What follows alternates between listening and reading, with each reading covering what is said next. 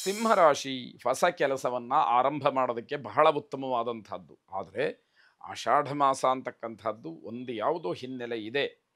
ಅದನ್ನು ಹೊರತಾದರೆ ನಿಮ್ಮ ವೈಯಕ್ತಿಕವಾಗಿ ಈಗಾಗಲೇ ಆರಂಭ ಮಾಡಿರ್ತಕ್ಕಂತಹ ಕೆಲವು ಕೆಲಸಗಳನ್ನು ಇನ್ನಷ್ಟು ಉನ್ನತೀಕರಣಗೊಳಿಸೋದಕ್ಕೆ ಹೆಚ್ಚು ಹೆಚ್ಚಾಗಿ ಕೆಲಸಗಳನ್ನು ಮಾಡಲಿಕ್ಕೆ ಅವಕಾಶಗಳು ಖಂಡಿತ ಇದೆ. ಹೊಸ ಕಾರ್ಯಾರಂಭಕ್ಕೆ ಆಷಾಢ ಕಳೆದ ನಂತರದಲ್ಲಿ ಪ್ರಯತ್ನವನ್ನು ಮಾಡಿ ಅದೂ ಕೂಡ ಒಳ್ಳೆಯದಾಗಿ ಫಲವನ್ನು ನೀಡ್ತಕ್ಕಂಥದ್ದು. ಸಾಮಾಜಿಕವಾದಂತಹ ಕೆಲಸದಲ್ಲಿ ಭಾಗಿಯಾಗೋದಕ್ಕೆ ಅವಕಾಶಗಳು ಸಿಕ್ಕುತ್ತೆ. ಖಂಡಿತವಾಗಿ ಸಮಾಜಮುಖಿಯಾದಂತಹ ಕೆಲಸವನ್ನು ಮಾಡಿ ಸಾರ್ವಜನಿಕವಾಗಿ ಉತ್ತಮವಾದಂತಹ ಒಂದು ಸಂದೇಶವನ್ನು ಸಮಾಜಕ್ಕೆ ಕಳಿಸಿ ಅಂತಕ್ಕಂಥದ್ದು ನಿಮ್ಮ ಆಸೆಗಳನ್ನು ಪೂರೈಸಿಕೊಳ್ಳೋದಕ್ಕೆ, ಆಸೆಗಳನ್ನು ಈಡೇರಿಸಿಕೊಳ್ಳೋದಕ್ಕೆ ಬಹಳ ಉತ್ತಮವಾದಂತಹ ದಿವಸ ಇದು. ಆದರೆ ನಿಮ್ಮ ನಡವಳಿಕೆ ಸರಿಯಾದಂತಹ ರೀತಿಯಲ್ಲಿ ಇರಲಿ ಅನ್ನುವಂಥದ್ದು, ಬಹಳ ವಿಧೇಯರಾಗಿ ವರ್ತಿಸ್ತಕ್ಕಂಥದ್ದು ಮುಖ್ಯವಾಗುತ್ತೆ. ಉದ್ದೇಶವನ್ನು ಒಳ್ಳೆಯದಾಗಿಟ್ಟುಕೊಂಡು ಪ್ರಯತ್ನ ಮಾಡಿದರೆ ಎಲ್ಲರ ಸಹಕಾರವೂ ಕೂಡ ಸಿಕ್ಕೇ ಸಿಕ್ಕುತ್ತೆ. ನಿಮ್ಮ ಉದ್ದೇಶ ಮಾತ್ರ ಒಳ್ಳೆಯದಾಗಬೇಕು, ಅದು ಬಹಳ ಮುಖ್ಯವಾಗಿ ಕೆಲಸ ಮಾಡಬೇಕು. ಆರೋಗ್ಯದಲ್ಲಿ ಸುಧಾರಣೆಯಾಗ್ತಕ್ಕಂಥದ್ದು, ನಿಮ್ಮ ಬಗ್ಗೆ ನೀವೇ ಹೇಳ್ಕೊಳ್ತಕ್ಕಂಥದ್ದು ಆತ್ಮ ಪ್ರಶಂಸೆ, ನಿಮ್ಮನ್ನು ನೀವೇ ಹೊಗಳುವಂಥದ್ದು ಇದು ಬೇಡ ಅಂತ ಹೇಳಿ ಸಾತ್ವಿಕವಾದಂತಹ ಸೂಚನೆ. ಸ್ವಲ್ಪ ದೂರದ ಪ್ರಯಾಣದ ಯೋಗ ಮುಂದಿನ ದಿನಮಾನದಲ್ಲಿ ಬರಬಹುದು ಅನ್ನುವಂತಹ ಸೂಚನೆಗಳು ಕೂಡ ಇದೆ.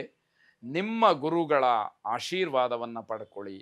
ನಿಮ್ಮ ಸಮಸ್ಯೆಗಳು ಏನೇ ಇದ್ದರೂ ಕೂಡ ಗುರುಗಳ ಚರಣದಲ್ಲಿ ಅದನ್ನು ಹಾಕಿ ಅವರಿಂದ ಸಲಹೆಯನ್ನು ಪಡ್ಕೊಳ್ಳಿ. ಅವರ ಮಾರ್ಗದರ್ಶನ, ಅವರ ಆಶೀರ್ವಾದ, ಅವರ ಬಾಯಿಂದ ಒಳ್ಳೆಯದಾಗಲಿ ಅಂತ ಹೇಳಿಸ್ಕೊಳ್ಳುವಂಥದ್ದಿದೆಯಲ್ಲ, ಇದು ನಿಮ್ಮನ್ನು ಸರ್ವತ್ರ ರಕ್ಷಣೆ ಮಾಡುತ್ತೆ. ಶುಭವಾಗಿ.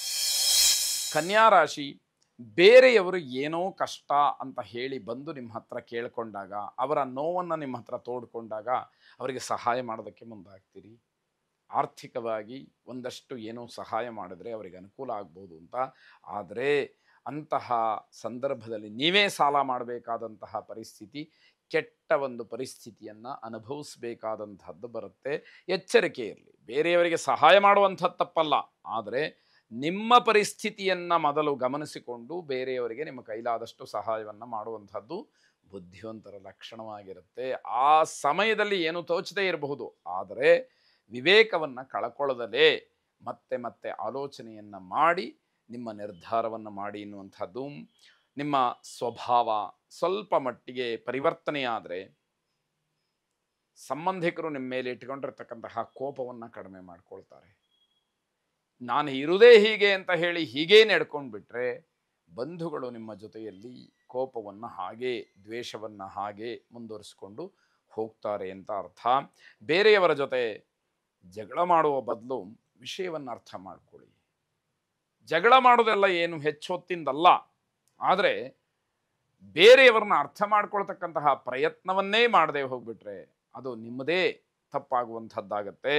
ಗುಪ್ತ ಶತ್ರುಗಳು, ನಿಮಗೆ ಗೊತ್ತಿಲ್ಲದೇ ಇರತಕ್ಕಂತಹ ವಿರೋಧಿಗಳು, ಅಥವಾ ಇಂಥವರು ಶತ್ರುಗಳು ಅಂತ ಗೊತ್ತಿದ್ರೂ ಕೂಡ ಅವರು ಯಾವ ಸಮಯದಲ್ಲಿ ನಿಮಗೆ ತೊಂದರೆಯನ್ನು ಮಾಡ್ತಾರೆ ಅನ್ನುವಂಥದ್ದು ಗೊತ್ತಿಲ್ಲದೆ ಇರುವಂಥವ್ರು ಈ ದಿವಸ ಅದಕ್ಕೋಸ್ಕರ ಕಾಯ್ತಾ ಇರ್ತಾರೆ. ಸಮಯವನ್ನು ನೋಡಿ ಶತ್ರುಗಳಿಂದ, ಗುಪ್ತ ಶತ್ರುಗಳಿಂದ, ವಿರೋಧಿಗಳಿಂದ ನಿಮಗೆ ತೊಂದರೆ ಆಗ್ತಕ್ಕಂಥದ್ದಿದೆ. ಕೆಲವರು ನಿಮಗೆ ನಂಬಿಕೆ ದ್ರೋಹ ಮಾಡ್ಬೋದು, ಹಿತಶತ್ರುಗಳು ನಿಮಗೆ ತೊಂದರೆಯನ್ನು ಮಾಡಬಹುದು. ಇದೆಲ್ಲವನ್ನು ಸೂಕ್ಷ್ಮಾತಿ ಸೂಕ್ಷ್ಮವಾಗಿ ಗಮನಿಸಿಕೊಂಡ್ರೆ ಮಾತ್ರ ನೀವು ಸ್ವಲ್ಪ ಮಟ್ಟಿಗೆ ಒಂದು ಸಮಾಧಾನವನ್ನು ಪಡ್ಕೊಳ್ಬೋದು. ಅದಿಲ್ಲ ಅಂತಾದರೆ ದೊಡ್ಡ ಮಟ್ಟದ ತೊಂದರೆಗೆ ಕಾರಣವಾಗ್ತಕ್ಕಂಥದ್ದಾಗತ್ತೆ. ಗಾಯತ್ರಿ ದೇವಿಯನ್ನು ಪ್ರಾರ್ಥನೆ ಮಾಡಿ. ಶುಭವಾಗಿ. ತುಲಾರಾಶಿ, ವಿದ್ಯಾರ್ಥಿಗಳಿಗೆ ಈ ದಿವಸ ಬಹಳ ಶುಭಪ್ರದವಾದಂತಹ ದಿವಸ ಇದು. ನಿಮ್ಮ ವಿದ್ಯಾ ವ್ಯಾಸಂಗ ಶೈಕ್ಷಣಿಕ ಕ್ಷೇತ್ರಗಳಲ್ಲಿ ಔನ್ನತ್ಯವನ್ನು ಪಡೀಲಿಕ್ಕೆ, ದೊಡ್ಡ ಸಾಧನೆಯನ್ನು ಮಾಡಲಿಕ್ಕೆ ಅವಕಾಶಗಳು ಹೆಚ್ಚು ಹೆಚ್ಚಾಗಿ ನಿಮಗೆ ಸಿಕ್ಕುವಂಥದ್ದಾಗತ್ತೆ. ಶುಭ ಸಮಾರಂಭಗಳಲ್ಲಿ ಭಾಗವಹಿಸ್ತಕ್ಕಂತಹ ಯೋಗ, ಅಂತಹ ಒಂದು ಸಂದರ್ಭ ನಿಮಗೆ ಒದಗಿ ಬರಬಹುದು. ಸಣ್ಣ ಪುಟ್ಟ ಕನಸುಗಳು ನನಸಾಗ್ತಕ್ಕಂತಹ ದಿವಸ. ಅಂದರೆ ತುಂಬ ದೊಡ್ಡದಾಗಿ ಆಲೋಚನೆಯನ್ನು ಮಾಡಿ, ಶಕ್ತಿಯನ್ನು ಮೀರಿ, ವಯಸ್ಸನ್ನು ಮೀರಿ, ಯೋಗ್ಯತೆಯನ್ನು ಮೀರಿ ಆಲೋಚನೆ ಮಾಡ್ತಕ್ಕಂತಹದ್ದು ಕೈಗೂಡದೇ ಇರಬಹುದು. ಆದರೆ ಸಣ್ಣ ಪ್ರಮಾಣದಲ್ಲಿ ಮಾಡಿದಂತಹ ಒಂದು ಆಲೋಚನೆ, ಆಸೆ, ಕನಸು ಇದೆಲ್ಲವೂ ಕೂಡ ನೆರವೇರೋದಕ್ಕೆ ಅವಕಾಶ ಈ ದಿವಸ ಹೆಚ್ಚಾಗಿ ಸಿಕ್ಕುವಂಥದ್ದಾಗತ್ತೆ. ಉದ್ಯೋಗದಲ್ಲಿ ಪ್ರಗತಿ ಸಿಕ್ಕತ್ತೆ. ವೃತ್ತಿಯಲ್ಲಿ ಏನೋ ಸಾಧನೆ ಮಾಡಿದಂತಹ ಆತ್ಮತೃಪ್ತಿ ನಿಮಗೆ ಸಿಕ್ಕುವಂಥದ್ದು. ಇದು ಬಹಳ ಮುಖ್ಯವಾದಂಥದ್ದು. ಯಾಕೆ ಅಂತಂದರೆ ನಿಮ್ಮ ಸಾಧನೆಯನ್ನು ಬೇರೆಯವರು ಹೊಗಳೋದಕ್ಕಿಂತಲೂ ಹೆಚ್ಚಾಗಿ ನಿಮಗೆ ಅದರಲ್ಲಿ ಆತ್ಮತೃಪ್ತಿ ಸಿಕ್ತು, ಮನಸ್ಸಿಗೆ ಸಮಾಧಾನ ಆಯಿತು, ಆ ತೃಪ್ತ ಭಾವ ನಿಮ್ಮಲ್ಲಿ ಇದೆ ಅಂತ ಆಗ್ಬಿಟ್ರೆ ಅದು ಬಹಳ ದೊಡ್ಡದಾಗಿ ಕೆಲಸವನ್ನು ಮಾಡ್ತಕ್ಕಂಥದ್ದಾಗತ್ತೆ. ಆದರೆ ಮನೆಯ ವಾತಾವರಣ ಯಾಕೋ ಚೆನ್ನಾಗಿರೋದಿಲ್ಲ, ಮನೆಯಲ್ಲಿ ಏನೋ ಪರಿಸ್ಥಿತಿಗಳು ಅಷ್ಟೊಂದು ಅನುಕೂಲಕರವಾಗಿ ಇರೋದಿಲ್ಲ, ಅದು ಬಹಳ ಬೇಸರವಾಗ್ತಕ್ಕಂಥದ್ದು. ತಾಯಿ, ತಂಗಿ, ಅಕ್ಕ, ಹೆಂಡತಿ ಈ ರೀತಿ ಮಾತೆಯರು ಯಾರಾದರೂ ಅನಾರೋಗ್ಯಕ್ಕೆ ಸಿಗಹಾಕ್ಕೊಳ್ತಾರೆ, ಸಿಲುಕುತ್ತಾರೆ. ಅದು ತುಂಬ ದೊಡ್ಡ ಆತಂಕವನ್ನು ತಂದಿಡ್ತಕ್ಕಂಥದ್ದಾಗತ್ತೆ. ಧನ್ವಂತರಿ ಮಹಾವಿಷ್ಣುವನ್ನು ಪ್ರಾರ್ಥನೆ ಮಾಡಿ ಯಾರಿಗೆ ಏನೇ ಆರೋಗ್ಯದಲ್ಲಿ ವ್ಯತ್ಯಾಸ ಆದರೂ ಕೂಡ ಆ ಧನ್ವಂತರಿ ಮಹಾವಿಷ್ಣುವಿನ ಅನುಗ್ರಹದಿಂದ ಅವರೆಲ್ಲರೂ ಕೂಡ ಆರೋಗ್ಯವಂತರಾಗಲಿ, ಶುಭವಾಗಿ. ವೃಶ್ಚಿಕ ರಾಶಿ ಮಾರ್ಕೆಟಿಂಗ್ ಕೆಲಸ ಮಾಡ್ತಕ್ಕಂಥವ್ರಿಗೆ ಈ ದಿವಸ ವಿಶೇಷವಾದಂತಹ ಜನಪ್ರಿಯತೆ, ನಿಮ್ಮ ಕೆಲಸದಲ್ಲಿ ಉತ್ತಮವಾದಂತಹ ಒಂದು ಸಾಧನೆ, ಮಾಡಿದಂತಹ ಒಂದು ಕೆಲಸದ ಪ್ರಯತ್ನ ಎಲ್ಲವೂ ಕೂಡ ಒಳ್ಳೆಯ ಫಲವನ್ನು ಕೊಡ್ತಕ್ಕಂಥದ್ದು.